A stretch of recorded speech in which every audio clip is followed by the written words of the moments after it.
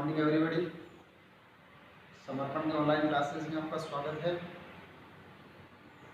मैं आपको एक महत्वपूर्ण बात बताने जा रहा हूँ। वैसे तो सभी स्टूडेंट्स को इंस्टीट्यूट की ओर से मैसेज के द्वारा इंफॉर्मेशन मिल रही है, लेकिन फिर भी एक बार मैं आपको फिर बताना चाह रहा हूँ कि जो वीडियो अपलोड किए जा रहे हैं उनके साथ नीचे सब्सक्राइब ऑप्शन दिया गया है, उसे आप लोग एक बार सब्सक्राइब करने का प्रयास करें। आपने पिछली 3 क्लासें ली इलेक्ट्रोकेमिस्ट्री की। नेक्स्ट अपनी जो क्लास है, इस क्लास में हम लोग पढ़ने जा रहे हैं इलेक्ट्रोकेमिकल समरी, विद्युत रासायनिक सारणी, जिसकी हल्की फुल्की चर्चा मैंने पिछली क्लासों में की है। ठीक है, तो देखिए हम लोग इलेक्ट्रोकेमिकल समरी होती क्या है।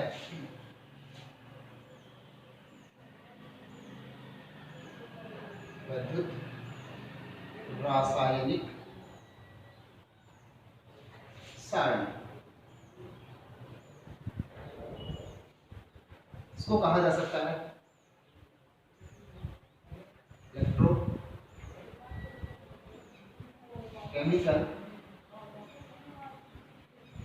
समरी।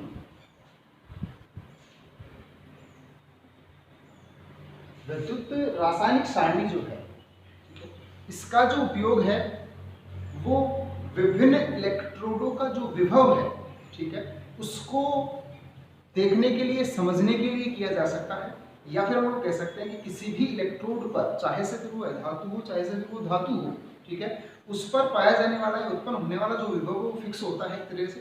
ठीक है, तो उसको हम लोग कहाँ से पढ़ सकते हैं? विद्युत रासायनिक सारणी के द्वारा पढ़ सकते हैं। तो देन उससे संबंधित जानकारी हम लोग क्या करेंगे, यहाँ से प्राप्त करेंगे। सबसे पहले मैं आपको ये बताने का प्रयास करूंगा कि विद्युत रासायनिक सारणी होती क्या है, कहते किसे हैं। ठीक है, तो उस कंडीशन में देखिए, दुनिया में बहुत से एलिमेंट्स, अणु, परमाणु, तत्व, धातु, अधातु, ठीक है, उपधातु, ये आवर्त सारणी में आपको बताए गए हैं। ठीक है, उसी स्थिति में हम लोग यहाँ से बोल सकते हैं इन सभी को स्पीसीज सबसे हम उसको संबोधित कर सकते हैं। उस स्थिति में कह सकते हैं कि दुनिया में पाई जाने वाली विभिन्न स्पीसीज, चाहे से फिर वो धातु हो चाहे फिर वो अधातु हो, ठीक है, इन सभी विभिन्न स्पीसीज को उनके मानक अपचयन विभव के बढ़ते हुए क्रम में व्यवस्थित करने पर प्राप्त होने वाली जो समरी है, प्राप्त होने वाली जो सारणी है, इसी को हम लोग विद्युत रासायनिक सारणी के नाम से जानते हैं। इसी को हम लोग इलेक्ट्रोकेमिकल समरी के नाम से जानते हैं। देखिए एक बार मैं सामने लिख करके बताता हूं आपको। विभिन्न स्पीसीज को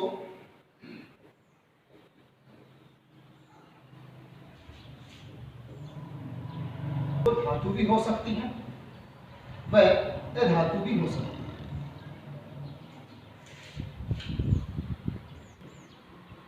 मानक अपचयन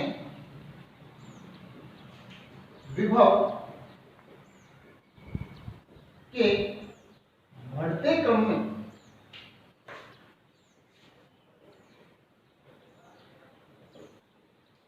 लिखने पर या रखने पर प्राप्त सारणी या समरी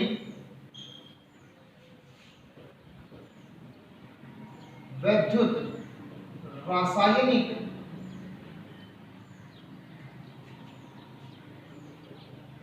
सारणी कहलाती है।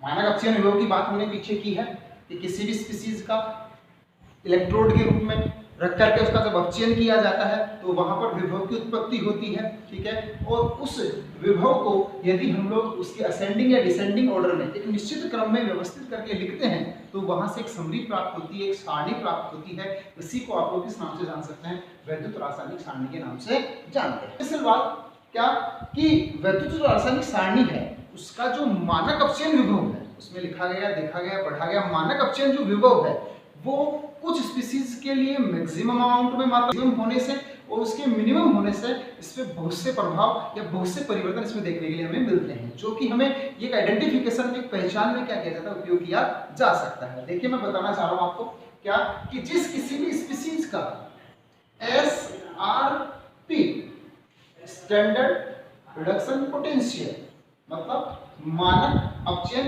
विभव मैक्सिमम होता है, मतलब अधिकतम होता है, उस स्पीसीज का हमेशा अपचयन होता है। उस स्पीसीज का हमेशा क्या होता है? अपचयन।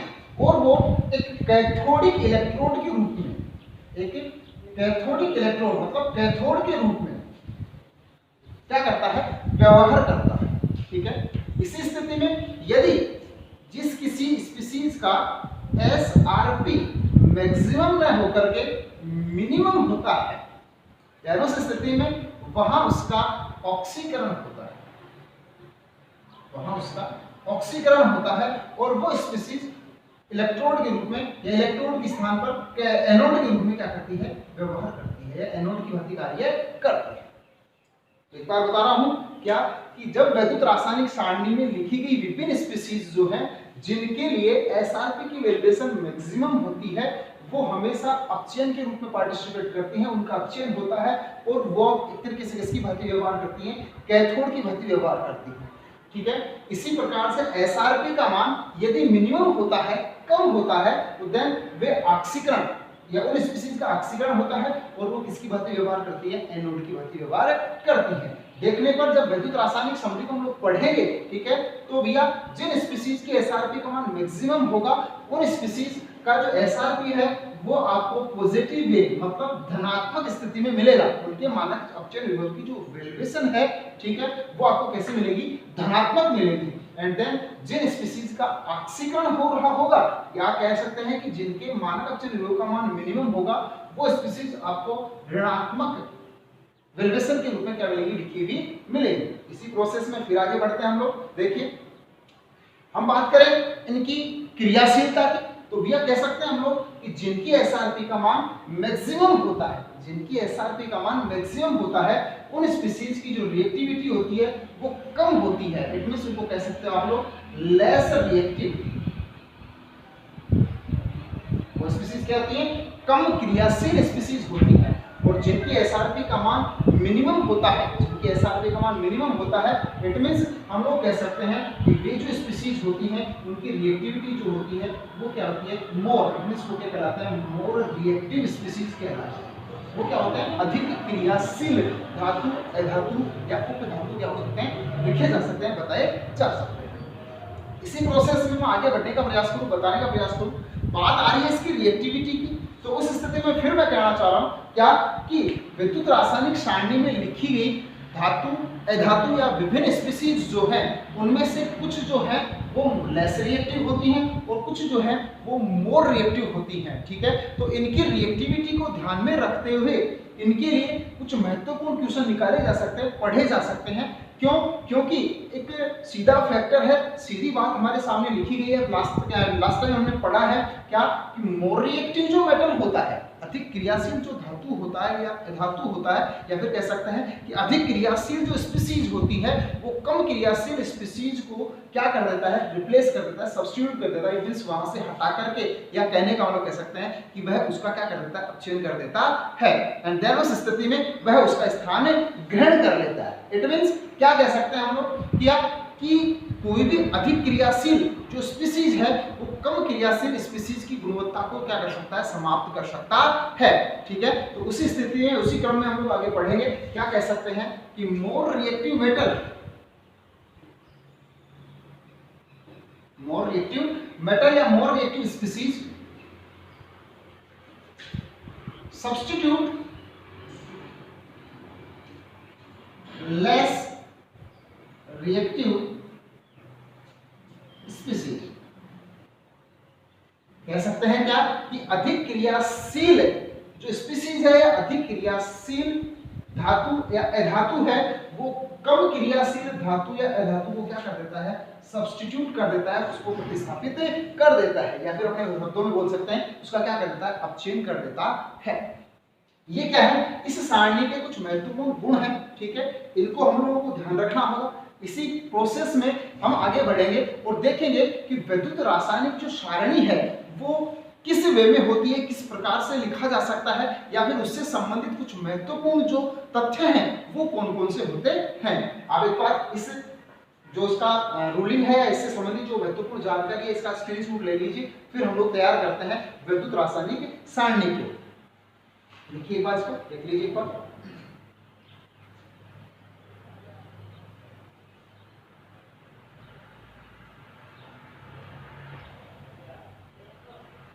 अब हम लोग यहाँ वैद्युत रासायनिक सारणी को एक निश्चित क्रम में, या कहने का मानक अपचयन विभव के निश्चित क्रम में व्यवस्थित करने का प्रयास करते हैं।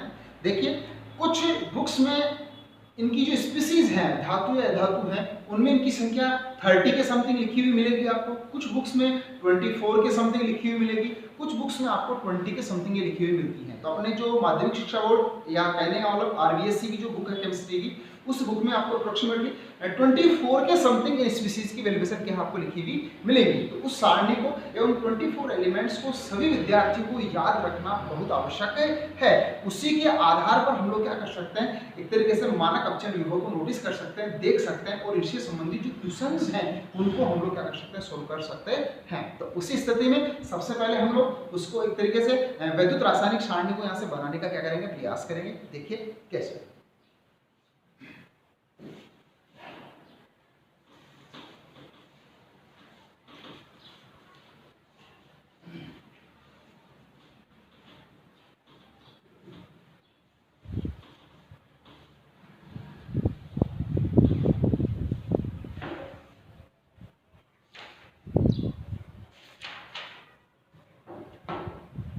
देखिए इधर सामने वैद्युत रासायनिक सारणी में हम लोग एक एक स्पीसीज को लिखेंगे और प्रत्येक स्पीसीज का हमें क्या करना है, वहां पे उसका अपचयन करना है, ठीक है। एंड देन जब हम उसका अपचयन करेंगे तो वहां से वो इलेक्ट्रोड के रूप में प्रेजेंट होंगे और उनका एक तरीके से हमें क्या प्राप्त होगा, अपचयन विभव वहां से हमें प्राप्त होगा। और उस अपचयन विभव के रूप में हम लोग क्या करेंगे, उनको एक तरीके से एक निश्चित क्रम में व्यवस्थित करेंगे, जिससे कि हमारे सामने एक सारणी तैयार हो जाएगी, सारणी बन जाएगी, जिसे को हम लोग किस नाम से जानेंगे, वैद्युत रासायनिक सारणी के नाम से जानेंगे। देखिए अप्रोक्सीमेटली 24 स्पीसीज के समथिंग है इसमें। तो सबसे पहले बात करें हम लोग इसकी फ्लोरीन की, ठीक है। फ्लोरीन जो है, ठीक है, वो क्या करता है भाई, आप अच्छे से जानते हैं, पीछे लास्ट टाइम जो पिछली क्लास में आपको बताया भी गया है, ऑक्सीकरण और अपचयन से संबंधित। कहने का मतलब इलेक्ट्रॉन का त्यागा जाना ऑक्सीडेशन कहलाता है। इलेक्ट्रॉन को किसी स्पीसीज के द्वारा जब एक्सेप्ट किया जाता है तो क्या होता है, एक तरीके से अपचयन होता है। तो यहाँ से हम लोग बात करें एक तरीके से किसकी, ऑक्सीकरण और अपचयन की, तो वो देखिए कैसे पढ़ सकते हैं हम लोग उसके अंदर ऑक्सीकरण और अपचयन को। इससे बात कर रहे हैं हम लोग किसकी, फ्लोरीन की। फ्लोरीन को यदि इलेक्ट्रॉन दिए जाए और फ्लोरीन इलेक्ट्रॉन अगर एक्सेप्ट करता है, उस स्थिति में इसका क्या हो सकता है, अपचयन हो सकता है। तो उसको हम लोग लिख सकते हैं F fluorine two electron equal to 2F minus. It means fluorine ने क्या किया, इलेक्ट्रॉन्स को एक्सेप्ट किया और उस स्थिति में इसका क्या हो गया, अपचयन हो गया। इसी प्रोसेस में मैं यहां से नीचे तक 24 एलिमेंट्स में लिखूंगा और उन सभी का क्या करना है, यहाँ से हमें अपचयन करना है। तो उससे ज्यादा सबसे ज्यादा हमें समझने वाली बात यह है कि इनका सीक्वेंस ध्यान रखना बहुत आवश्यक है। बाकी एक ही प्रोसेस सभी में होगी, सभी जो स्पीसीज लिखी जाएंगी उनका लगभग क्या होगा, अपचयन होगा, ठीक है। तो उस स्थिति में हम लोग क्या करते हैं, उनको पढ़ते हैं। देखिए सबसे पहले नंबर 1 जो दे रखी स्पीसीज वो है आपके सामने फ्लोरीन। नंबर 2 पे आपको जो देखने के लिए मिलेगी वो होगा बेटा SO4 2-। नंबर 3 जो होगा उस कंडीशन में आपको लिखा हुआ मिलेगा Cl-। नंबर 4 जो होगा उस स्थिति में आपको लिखा हुआ मिलेगा एक तरीके से H2O। इस स्पीसीज को आप नोटिस कीजिए, ये बड़ी इंपॉर्टेंट स्पीसीज है। क्यों? क्योंकि जल एक ऐसी स्पीसीज है जिसका ऑक्सीकरण भी हो सकता है और इसका अपचयन भी हो सकता है।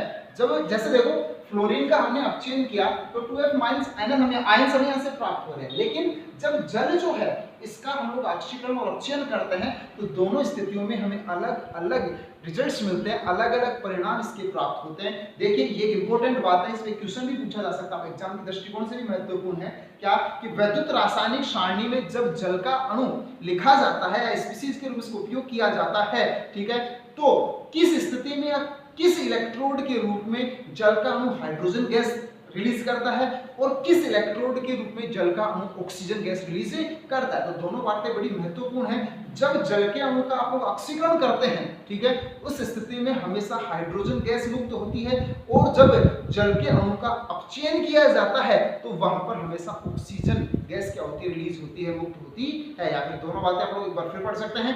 जल के अणु का ऑक्सीकरण जब होता है तो या फिर जल का अणु जो है जब एनोड के रूप में उपयोग लिया जा रहा होता है तो वहां से H2 और कैथोड के रूप में जब यूज किया जा रहा होता है तो वहां से O2 गैस क्या होती है, रिलीज होती है। तो देन उस स्थिति में देखिए इसको हम लोग पढ़ने का प्रयास करते हैं। देखिए क्या कहना चाह रहा है आगे। H2O जो है यहाँ अगर इसका ऑक्सीडेशन हो रहा है तो यहाँ से हाइड्रोजन गैस रिलीज होगी और जब इसका अपचयन हो रहा है तो वहां से कौन सी गैस रिलीज होगी, O2 गैस रिलीज होगी। जल के अणु की चर्चा यहाँ पर दो बार की जाएगी, ठीक है। एक बार एनोटिक कंडीशन में, दूसरी कैथोडिक कंडीशन में, या फिर ऑक्सीकरण और अपचयन अलग अलग स्थिति में इसको उपयोग किया जाएगा। उसी प्रोसेस में आगे बढ़ते हैं हम लोग। नंबर 5 जो है उस स्थिति में आप लोग लिख सकते हैं नंबर 5 पे NO3-। नंबर 6 जो दे रखा है, ठीक है, नंबर 6 के साथ में आप लोग लिख सकते हैं Hg2+, Hg+2। नंबर 7 जो स्पीसीज है उसके लिए आप उपयोग कर सकते हैं Ag+ को, ठीक है। देखिए नंबर 8 के लिए आप उपयोग कर सकते हैं OH- को। नंबर 9 के लिए आप स्पीसीज के रूप में उपयोग कर सकते हैं Cu2+ को। नंबर 10 के रूप में आप उपयोग कर सकते हैं H+ को। H जो है हाइड्रोजन, ठीक है, ये साम्य अवस्था में होता है। ये जो स्पीसीज है वो साम्य अवस्था में होती है और इस स्पीसीज को हम लोगों ने एक इलेक्ट्रोड के रूप में पीछे पढ़ा है। इट मींस मानक हाइड्रोजन इलेक्ट्रोड के रूप में आप लोग क्या कर सकते हैं, इसको यूज कर सकते हैं। इसीलिए इसको साम्य अवस्था में माना गया है और इसके लिए मानक अपचयन विभव की जो वैल्यूएशन होती है वो हमेशा 0.00 वोल्ट होता है। एंड देन उसी स्थिति में इसके ऊपर की ओर लिखे गए जो स्पीसीज हैं वो कैथोडिक नेचर के होते हैं और इसके नीचे इसके बाद में आने वाले जो स्पीसीज होते हैं वो मोस्टली कंडीशन में एनोडिक नेचर के होते हैं। क्यों? क्योंकि इसके ऊपर की ओर लिखी गई जो स्पीसीज हैं वो हमेशा धनात्मक व्यू में दर्शाए जाते हैं और इसके बाद में आने वाले जो स्पीसीज होते हैं उनके विभव को ऋणात्मक व्यू में दर्शाया जाता है, जिसके कारण विभव का अधिकतम और न्यूनतम होना क्या हो सकता है हमारे सामने उपस्थित होता है। उसका हमें एक तरीके से मतलब सूचित होते हुए जानकारी मिल जाती है कि कौन सा विभव अधिक है और किसका विभव कम है, ठीक है। तो उस स्थिति में हम लोग कह सकते हैं कि ये एक्वस कंडीशन में होता है और इसका जो विभव होता है उसकी वैल्यूएशन होती है 0.0 वोल्ट के समथिंग, ठीक है। एंड उस स्थिति में इसके ऊपर वाली जो स्पीसीज है वो किसकी भांति व्यवहार करती है, कैथोडिक कंडीशन में, और इसके बाद वाली जो स्पीसीज है वो किसकी तरह व्यवहार करती है, एनोडिक कंडीशन में व्यवहार करती है, ठीक है। तो देन नंबर 10 पे जो स्पीसीज आ रही है वो है आपके लिए हाइड्रोजन। इसका भी क्या करेंगे हम लोग, ऑक्सीडेशन करेंगे। देन उस कंडीशन में इसका विभव कितना मिलेगा, हमें 0.0 वोल्ट मिलेगा। इसी प्रोसेस में आगे बढ़ते हैं। नंबर 11 की बात करें, ठीक है। नंबर 11 के लिए हमें देखने के लिए मिलेगा Pb2+ या Pb+2। इसी प्रकार से नंबर 12 की बात करें Sn2+, ठीक है। इसके अंदर आगे स्पेस नहीं है, उस साइड में लिखने का प्रयास करता हूं। नंबर 13 नंबर जो स्पीसीज है उसकी बात करें तो वहां आपको मिलेगा CO+2, इसको कोबाल्ट कह सकते हैं आप लोग। इसी प्रकार से Fe2+, इसका सीक्वेंस है 12 से, यहाँ पे 13, ये 14 नंबर। 15 नंबर जो स्पीसीज है, ठीक है, उसकी बात करें तो Cr3+। 16 नंबर जो स्पीसीज है उसकी जब बात करें हम लोग तो देन वहां से हो सकता है Zn2+। 17 नंबर जो स्पीसीज है, फिर यही नोटेबल बात अपने सामने आती है कि पीछे मैंने बताया कि आपको जो 4 नंबर स्पीसीज थी वो नोटेबल थी, वहां H2O को लिखा गया था और फिर 17 नंबर पे दोबारा से हम लोग इसको रिवाइंड कर रहे हैं, उसी H2O को क्या कर रहे हैं, रिवाइंड कर रहे हैं। उस स्थिति में हम लोग कह सकते हैं कि एक स्पीसीज का क्या हो रहा होता है, ऑक्सीडेशन हो रहा है जल के रूप में, और दूसरे जल के अणु का या दूसरे जल की स्पीसीज का क्या हो रहा होता है, यहाँ से रिडक्शन हो रहा होता है। जब इसका ऑक्सीडेशन हो रहा होता है तो हाइड्रोजन गैस रिलीज होती है और जब जल के अणु का रिडक्शन हो रहा होता है तो वहां से ऑक्सीजन गैस क्या होती है, रिलीज होती है।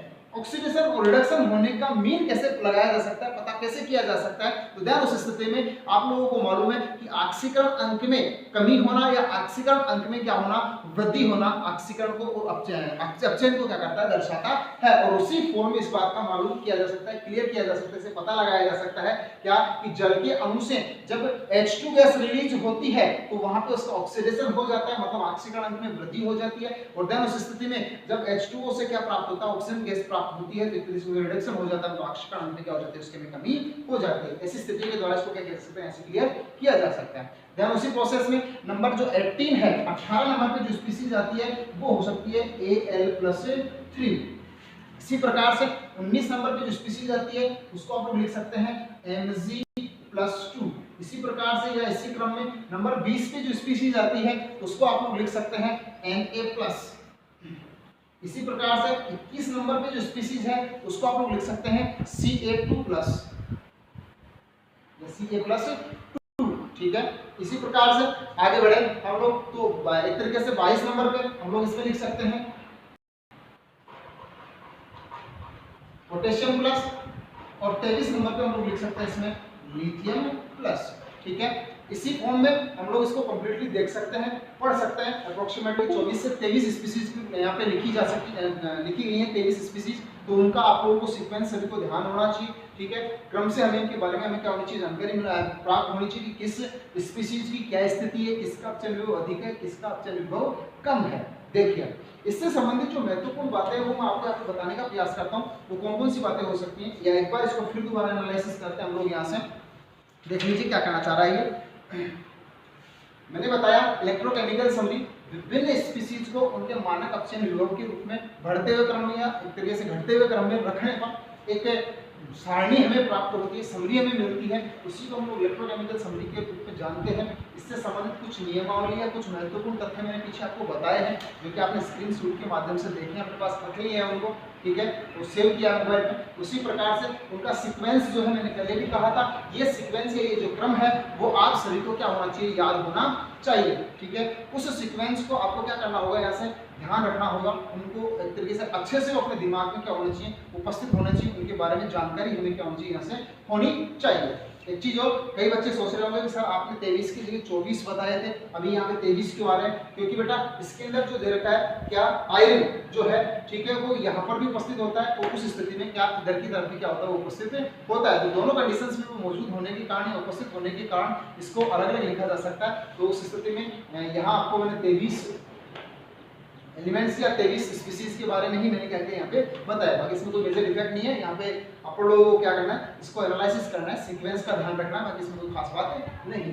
तो चलिए आगे देखिए इसमें क्या कहना चाह रहा है। हमने क्या किया, यहाँ लिखी गई जो प्रत्येक स्पीशीज है उसका क्या किया, अपचयन किया। क्यों? क्योंकि जब इनको इलेक्ट्रोड के रूप में उपयोग करते हैं तो प्रत्येक इलेक्ट्रोड पर विभव की उत्पत्ति होती है। पीछे की क्लास में मैंने बताया था, नहीं सुना या नहीं पढ़ा आप लोगों ने, या नहीं भी बताया है, तो मैं एक बार फिर आपको रिमाइंड कर देता हूँ कि किसी भी इलेक्ट्रोड पर विभव की उत्पत्ति होती कैसे है। देखो, जब किसी भी इलेक्ट्रोड पर उपस्थित कोई भी धातु, अधातु जो होता है उसका अपचयन जब होता है तो उसके द्वारा या तो इलेक्ट्रॉन रिलीज किए जाते हैं या फिर इलेक्ट्रॉन क्या किया जाता है, एक्सेप्ट किए जाते हैं। तो इलेक्ट्रॉन का जो सेपरेशन है, जब इलेक्ट्रॉन का सेपरेशन होता है तो वहां से किसकी उत्पत्ति होती है, आवेश की उत्पत्ति होती है, और वो आवेश ही किस रूप में जाना जाता है, विभव के रूप में जाना जाता है। देन यहां से हम लोग कह सकते हैं क्या कि जब ये स्पीशीज एनोड के रूप में, कैथोड के रूप में उपयोग लिए जाते हैं तो या तो इलेक्ट्रॉन्स को सेपरेट करते हैं या फिर इलेक्ट्रॉन्स को क्या करते हैं, एक्सेप्ट करते हैं या देते हैं। देन उस स्थिति में यहाँ पर या इलेक्ट्रोड्स पर क्या होता है, आवेश की उत्पत्ति होती है, जो किस रूप में पढ़ा जाता है, विभव के रूप में पढ़ा जाता है। तो देन उस स्थिति में ये जो केमिकल समरी आपके सामने दे रखी है, इनमें इनके इलेक्ट्रोड विभव के बढ़ते हुए क्रम में या घटते हुए क्रम में इनके अंदर क्या किया गया, इसको लिखा गया है। आपको मैं बता दूं कि सबसे अधिक जो विभव होता है, सबसे अधिक जो विभव होता है वो फ्लोरीन का होता है। उसकी वैल्यूएशन अप्रोक्सीमेटली होती है +2.87। एंड देन सबसे जो कम विभव होता है वो होता है किसका, लिथियम का। एंड देन वो होता है -3.05 वोल्ट के समथिंग, -3.05 वोल्ट के समथिंग। एंड देन उसी स्थिति में इससे संबंधित कुछ महत्वपूर्ण बातें, हालांकि अपने पास स्पेस नहीं है इसलिए मैंने उस साइड में लिखा है, बाकी आप इसको इसके साथ में या सीक्वेंस में पढ़ सकते हैं, कोई दिक्कत नहीं है, ये आपको डिस्टर्ब नहीं करेगा। यहाँ से संबंधित अगर लोग जाए इससे संबंधित जो महत्वपूर्ण जानकारी है वो क्या करेंगे हम लोग यहाँ से पढ़ेंगे। देखिए क्या कहना चाह रहा है, ये जो स्पीसीज है उसमें देखिए यहाँ जो कंडीशन दे रखी है H+ आयन, ये एक्वस कंडीशन में पढ़ा जाता है, साम्य अवस्था में पढ़ा जाता है। इसका जो विभव होता है उसकी वैल्यूएशन होती है 0.0 वोल्ट, ठीक है। इससे ऊपर की ओर या जो पहले लिखी गई जो स्पीसीज है, इससे ऊपर की ओर लिखी गई जो स्पीसीज है वो सभी स्पीसीज जो है वो एक तरीके से कैथोड की भांति व्यवहार करती हैं। किसकी भांति व्यवहार करती हैं? कैथोड की भांति व्यवहार करती हैं। और इसके नीचे की ओर लिखी गई जो स्पीसीज है टोटल ऑल ओवर यहाँ तक की जो स्पीसीज हैं वो सभी किसकी भांति व्यवहार करती हैं? एनोड की भांति व्यवहार करती हैं। इन स्पीसीज का जो विभव है वो हमेशा पॉजिटिव व्यू में मतलब धनात्मक स्थिति में दर्शाया जाता है, और इन स्पीसीज का जो इलेक्ट्रोड विभव है, अपचयन मानक अपचयन विभव है, वो नेगेटिव व्यू में क्या दर्शाया जाता है। उसी स्थिति में आगे बढ़ने का प्रयास करें क्या कि मानक अपचयन जो विभव है, ठीक है, का जो बढ़ता हुआ क्रम होता है वो कहां से कहां होता है? नीचे से ऊपर की ओर होता है। कहने का मतलब लिथियम जो होता है इसके मानक अपचयन विभव का मान सबसे कम होता है, जबकि फ्लोरीन जो होता है उसके मानक अपचयन विभव का मान क्या होता है? सबसे अधिक होता है। इसको आप लोग पढ़ सकते हैं किस रूप में? मानक अपचयन विभव के रूप में, ठीक है। इसी प्रकार से बात करें इनकी अपचय क्षमता की, ठीक है, तो इनकी जो अपचय क्षमता होती है या आक्सीकारक जो क्षमता होती है उसकी बात करें तो भैया इसी समरी के अंदर नीचे से ऊपर की ओर जाने पर, नीचे से ऊपर की ओर जाने पर इनकी जो आक्सीकारक क्षमता होती है उसमें क्या होती चली जाती है? वृद्धि होती चली जाती है।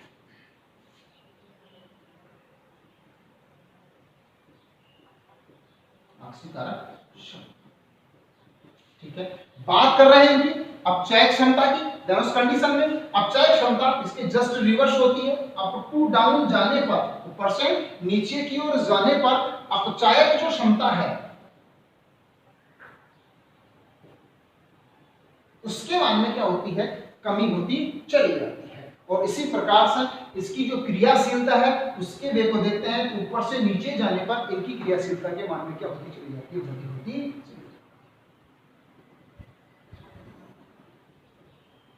ये इसका क्या होता है? Sequential condition. एक बार फिर मैं दोबारा बता देता हूं एक बार से इसको। देखिए ये समरी हमारे पास लिखी हुई है, बोर्ड पे स्पेस एनफ नहीं होने के कारण इसको थोड़ा सा अव्यवस्थित रूप में थोड़ा सा आगे लिख दिया गया है, तो थोड़ा सा इसको मतलब ध्यानपूर्वक पढ़िए। देखिए इसको क्या कहना चाह रहा है।